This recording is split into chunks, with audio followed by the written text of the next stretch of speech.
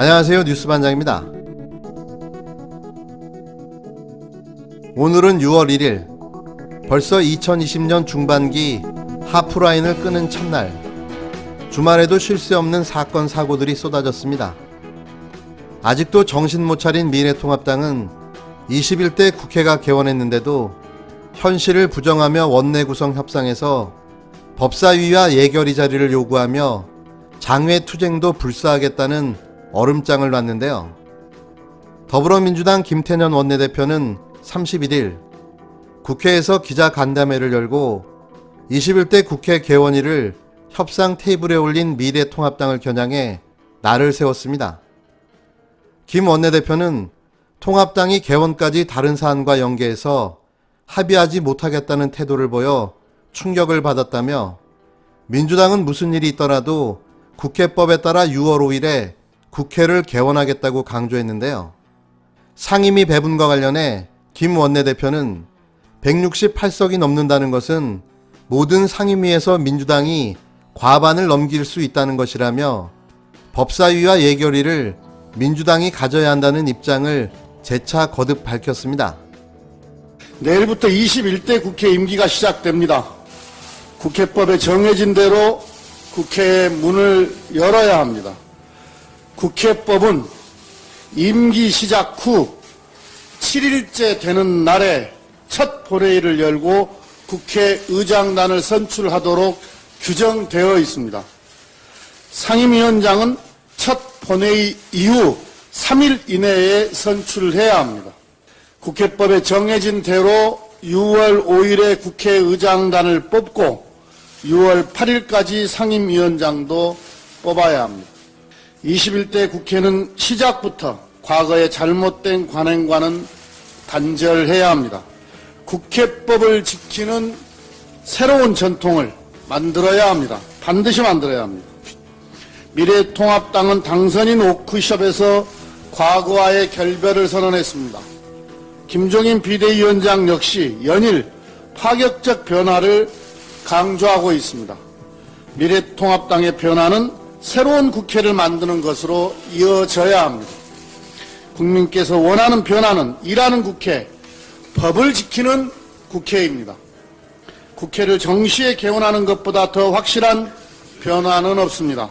정시 개원으로 새로운 국회를 시작할 수 있도록 미래통합당의 협조를 바랍니다. 미래통합당은 같은 날 원구성 협상 등과 관련해 김태년 원내대표의 기자회견에 대해 21대 협치국회를 기대하던 국민과 야당을 기습공격했다고 비판했는데요. 최용두 원내대변인은 이날 논평을 통해 민주당 지도부가 18개 상임위원장 자리 모두를 본회의 표결로 싹쓸이하겠다. 원구성은 협상의 대상이 아니다라고 했다며 이렇게 밝혔습니다. 최 원내대변인은 공존과 상생, 21대 국회의 경건한 시작을 기대하고 있던 국민과 야당에 대한 도발이라며 국민은 국회에서 일하라고 한 것이지 여당 혼자 다 하라고 명령하지 않았다고 지적했는데요. 이어 177석의 기고만장한 여당에 대해 국민의 충고를 전한다. 국회는 상권분립 헌법에 따라 청와대와 정부를 견제하는 여야의 공동체이자 영원한 여당도 영원한 야당도 없다며 오만한 다수 권력은 반드시 심판받는다는 사실은 역사가 증명한다고 강조했습니다. 최 원내대변인은 18대 총선에서 한나라당은 153석을 얻었지만 81석에 불과했던 통합민주당과의 협치를 선택했다며 원 구성 갈등으로 개원까지 82일이 걸렸지만 당시 야당인 민주당을 무시하거나 배제하지 않았다. 시간이 걸리더라도 대화와 타협으로 야당과 함께 새 국회를 시작하려 노력했다고 말했는데요. 그러면서 지금 민주당 지도부의 단독 임시회 소집, 국회의장 표결 처리, 상임위원장 싹쓸이 주장은 지난 30여 년 대한민국 국회에 협치 전통을 일거에 짓밟는 것이라며 민주당은 대한민국이 마주한 커다란 위기와 도전을 모르는가, 177석의 힘으로 무엇을 하려는가라고 비판했습니다. 최 원내대변인은 민주당 소속 윤미향, 황운하 위원을 감싸며 국민의 시선을 돌리기 위한 것인가? 국가와 미래 세대에 엄청난 빚을 안길 현금 살포 재정 확대를 야당의 견제 없이 밀어붙이겠다는 것인가라며 다수를 앞세운 독선과 횡포는 부메랑이 되어 돌아올 것이라고 말했는데요. 아울러 전례 없는 코로나19 사태로 전 국민이 고통을 겪고 있는 비상시국이다. 지금 국민은 대립과 갈등보다 협치와 상생을 바란다며 무소불위 여당이 지금과 같은 식으로 밀어붙인다면 우리 당은 민주주의와 대한민국을 지키기 위해 모든 비상수단을 강구할 것이라고 경고했습니다. 이들이 말한 비상수단 강구는 또 장외 집회를 예고한 건데요. 변함이 없습니다. 변함이. 대한민국에서 완전하게 사라져야 할 정당, 수구 기득권 세력의 결집체, 반세기를 이어온 친일과 독재의 잔재들, 이것만은 꼭 기억해 주시길 바랍니다. 177석의 국민의 선택은 국민이 집권 여당과 정부에게 알아서 잘 하라고 힘을 실어준 겁니다. 이조차도 승복하지 못하고 자가발전하며 왜곡 해석하는 통합당을 보면서 이러니 완패할 수밖에 없었겠구나라는 생각을 다시 한번 하게 되는데요. 제발 민심이 뭔지, 국민이 원하는 게 뭔지를 깨우치시기를 바랍니다. 네, 한명숙 전 총리에게 9억 원을 건넸다는 건 검찰과 만든 시나리오라는 고 한만호 씨의 육성 인터뷰 전해드렸죠. 이후 한 씨의 법정 증언을 반박하려고 검찰이 수감자들을 회유해서 법정에서 허위 증언을 하도록 했다는 한 씨 수감 동료의 주장도 보도해드렸었는데 이번에는 법정에서 허위 증언을 했다고 지목된 당사자가 직접 당시 재판 과정에서 검찰의 위증교사가 있었다고 KBS 취재진에게 밝혔습니다.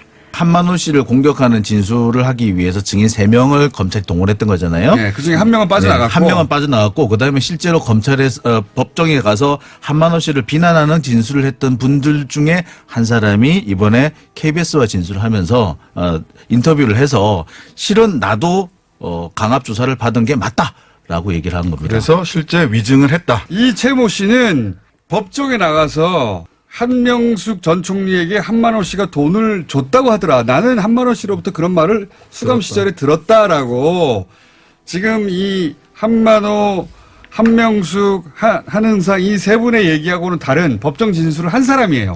네, 법정에서 거짓말을 한 분이죠. 쉽게 말해서. 2011년 3월에 열린 한명숙 전 국무총리의 불법 정치자금 수수사건 1심 8차 공판. 한 전 총리에게 돈을 줬다고 지목된 고 한만호 씨의 동료 수감자 최모 씨가 검찰 측 증인으로 출석합니다. 최 씨는 한 씨가 한 전 총리에게 돈을 줬다는 얘기를 처음 만났을 때부터 했고 그 뒤로도 했다고 증언했습니다. 한 전 총리에게 돈을 건넨 적이 없다며 기존 검찰 조사 때 진술을 법정에서 뒤집었던 한만호 씨의 주장과 배치되는 증언인데요. 검찰에 유리한 증언이기도 합니다.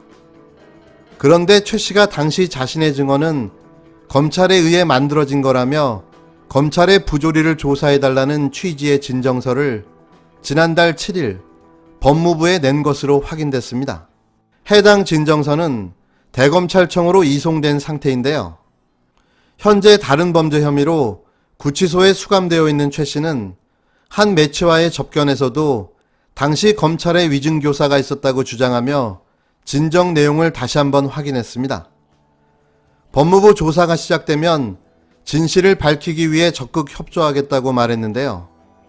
앞서 고 한만호 씨의 동료 수감자였던 한은상 씨가 검찰이 증언을 조작했다고 주장한 데 이어 법정 증인으로 섰던 당사자까지 비슷한 폭로를 한 겁니다. 추미애 법무부 장관은 당시 검찰 수사 방식에 문제가 없었는지 진상 조사를 하겠다는 입장을 거듭 밝혔는데요. 한편 당시 수사팀은 최 씨를 회유해 거짓 증언을 시킨 사실이 절대 없으며 최 씨가 수사와 재판 과정에서 자발적으로 진술했고 이 같은 내용은 증인신문 조서에 모두 기재되어 있다고 반박했습니다. 친일 보수 언론과 극우 세력 그리고 검찰의 윤미향 국회의원에 대한 공격이 계속되는 동안 저희는 한명숙 전 총리와 관련된 사건을 잠시 잊고 있었습니다. 이게 이들의 전략이고 전술인 거죠.